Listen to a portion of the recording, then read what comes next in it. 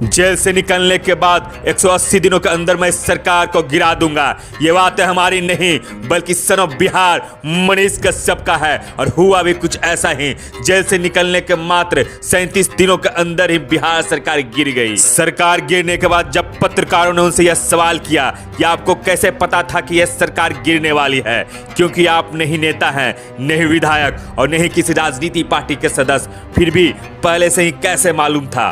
तब मनीष कश्यप का जो जवाब होता है वह सबको सुनना चाहिए। उन्होंने कहा कि एक निर्दोष व्यक्ति का प्रभु श्री राम के सामने किया गया प्रार्थना व्यर्थ नहीं जाता है। मैं जीवन भर अपने राष्ट्र के लिए जिया, सिर्फ मैं ही नहीं बल्कि हमारे परिवार भी राष्ट्र के प्रति समर्पित रहा, लेकिन दुर्भाग्य देखिए उस परिवार के लाल पर राष्ट्रद्रोह का मुकदमा थोपा गया और हमारे पूरे परिवार को प्रताड़ित किया गया। हमारी माँ दिन रात रोती रहती थी और बिहार के तमाम छोटे बड़े नेताओं के पास जाकर फरियाद करती थी, लेकिन उनका फरियाद सुनने वाला कोई नहीं था, उनके आंसू पोंछने वाला कोई नहीं था। इसलिए शायद भगवान ने हमारा प्रार्थना सुन लिया और सरकार गिर गई। वे आगे कहते हैं कि मैं गरीब किसान और साधारण परिवार का लड़का हूं, इसलिए जब मैं बोला कि मैं सरकार गिरा दूंगा तब बहुत लोगों को समस्या हुई थी और वे कहते थे कि मनीष सभा का क्या औकात है कि सरकार को गिरा देगा, वह है क्या?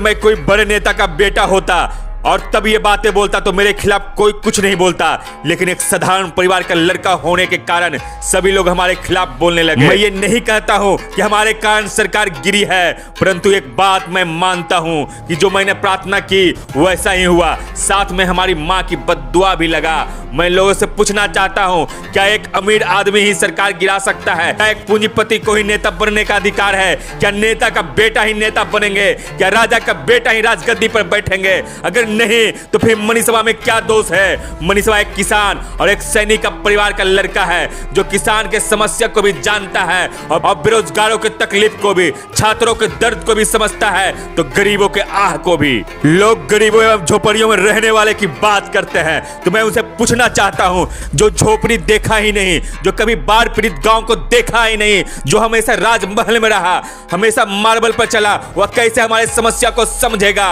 और जब वह नहीं समझेगा तो इसे दूर कैसे करेगा? कहा जाता है कि अगर आपको युद्ध लड़ना होता है तो युद्ध मैदान में जाना पड़ता है, उसी प्रकार अगर आपको गरीबी से लड़ना है तो आपको गरीबों के बीच के नेता को चुनना होगा।